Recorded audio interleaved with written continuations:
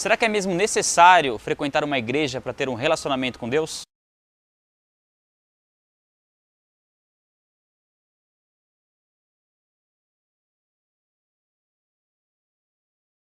E antes de mais nada, é preciso deixar bem claro que igreja não tem nada a ver com religião. Religião nada mais é do que um conjunto de regras estabelecidas pelo homem na tentativa de ter um relacionamento com Deus. No caso da igreja, é uma outra história, e é sobre isso que nós vamos falar nesse vídeo aqui. O principal sentido da palavra igreja, inclusive escrita com I maiúsculo, se refere à igreja no sentido espiritual, composta por todas as pessoas que entregaram sua vida a Jesus Cristo. Independente de onde uma pessoa estiver fisicamente, se ela está em Cristo, ela tem a salvação e ela faz parte da igreja. A Bíblia ensina que a igreja é a noiva que Jesus Cristo vem buscar. A Bíblia também ensina que a igreja é como uma construção, onde nós somos as pedras e Jesus Cristo é ao mesmo tempo o construtor, o alicerce e a pedra angular. Toda a base da igreja está em Jesus Cristo. A Bíblia também diz que a igreja é o corpo de Cristo. Jesus Cristo é a cabeça da igreja e nós, individualmente, somos membros desse corpo.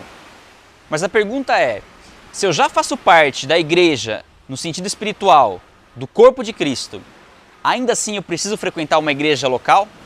Bom, a primeira coisa que a gente precisa entender é que, assim como uma pedra sozinha não forma uma construção, e um membro sozinho não forma um corpo, assim também não é possível ter um relacionamento com Deus permanecendo sozinho, ou então se reunindo apenas com pessoas que não fazem parte do corpo de Cristo.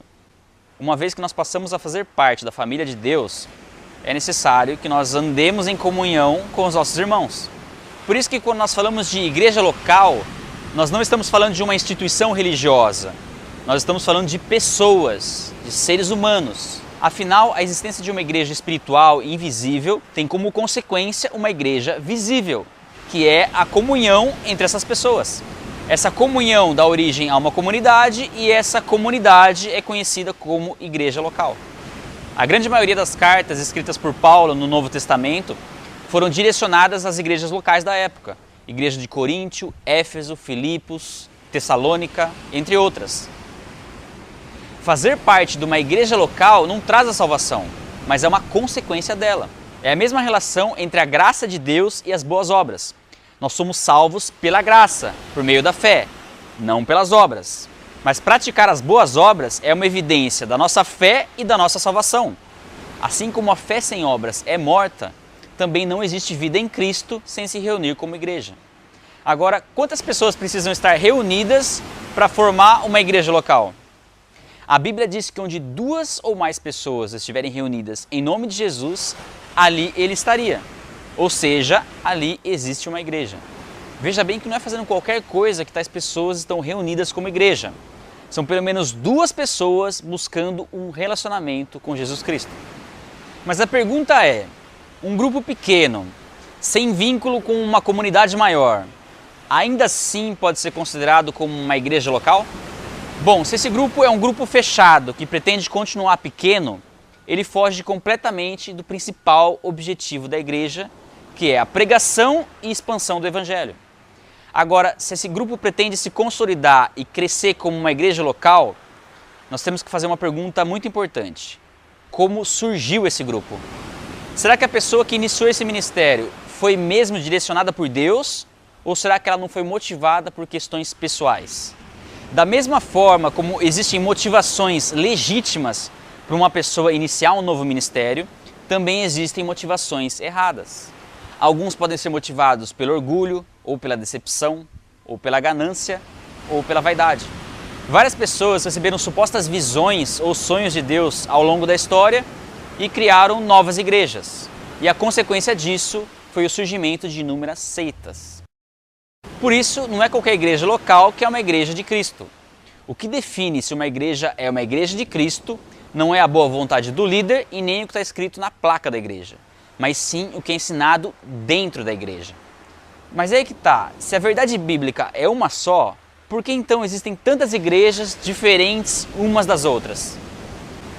Basicamente por 2 motivos. O primeiro motivo são questões doutrinárias. Muitas heresias surgiram e contaminaram a igreja ainda nos primeiros séculos, o que acabou gerando divisões e, consequentemente, o surgimento de novas igrejas. E, posteriormente, estas novas igrejas foram se diferenciando umas das outras por adotarem diferentes linhas ou posições teológicas. Contudo, hoje em dia, pela grande quantidade de igrejas que nós temos e por tudo que já foi construído e pesquisado ao longo da história, iniciar uma nova igreja por questões doutrinárias é muito perigoso. O risco de construir algo sem alicerce e formar um corpo sem cabeça é muito grande. Vale muito mais a pena buscar uma igreja fundamentada na palavra. E o segundo motivo são questões culturais. Muitas igrejas surgiram e ainda surgem hoje em dia através de pessoas que foram enviadas para uma outra igreja, visando um diálogo maior com uma cultura local. E se existe algo que não deve ser ignorado na pregação do Evangelho, é o aspecto cultural. É óbvio que deve-se rejeitar aquelas noções que estão em oposição ao Evangelho, mas também devem ser respeitados os valores que estão em comum e que servem ao Evangelho de Cristo. Um ótimo exemplo disso é a pregação de Paulo em Atenas, se utilizando da crença deles num Deus desconhecido para apresentar o Deus que se revelou através de Jesus Cristo. Inclusive, nós podemos perceber como algumas recomendações para a igreja de Coríntio eram bem diferentes das recomendações para as outras igrejas da época. E o principal motivo foi o aspecto cultural. E uma pergunta que é muito comum as pessoas fazerem: se a igreja foi criada por Deus com o propósito de ter um relacionamento com Ele, por que então nós encontramos tantos problemas e escândalos dentro da igreja? Inclusive, esse acaba sendo o principal motivo pelo qual muitas pessoas não querem ou então deixam de frequentar uma igreja. E aqui também nós podemos encontrar dois motivos principais. O primeiro são os falsos cristãos. Existem pessoas que se infiltram na igreja local com a intenção de futuramente serem líderes para satisfazer seus próprios desejos pessoais. Você já ouviu aquela expressão lobo em pele de ovelha? Já, né? Então, essa frase inclusive vem da Bíblia. Mas também tem pessoas que frequentam assiduamente uma igreja, mas não fazem parte do corpo de Cristo. Não houve um novo nascimento.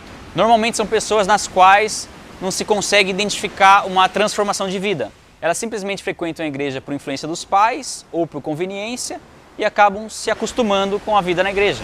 Porém, nós não temos condições de saber se uma pessoa nasceu de novo ou não. Às vezes pode ser que a pessoa está passando por um processo um pouco mais demorado de conversão. Mas mesmo assim, somente Deus é quem sabe aqueles que lhe pertencem. Já o segundo motivo pelo qual nós temos tantos escândalos e problemas na igreja é o próprio ser humano. Se o objetivo da igreja é preparar pessoas para manifestar o reino de Deus na terra, significa que Deus não trabalha com pessoas prontas. Do contrário, elas não precisariam ser preparadas. A verdade é que a igreja é como um hospital, repleto de pessoas feridas e machucadas com o propósito de serem curadas. E a pergunta é, se eu vou enfrentar todos esses problemas na igreja, por que ainda assim eu preciso frequentar uma? Porque a Bíblia ensina que o crescimento e a maturidade só vem através do tempo e da preparação realizada dentro da igreja. São as tribulações e as dificuldades que nós enfrentaremos dentro da igreja que irão moldar nosso caráter e nos farão mais semelhantes a Jesus Cristo.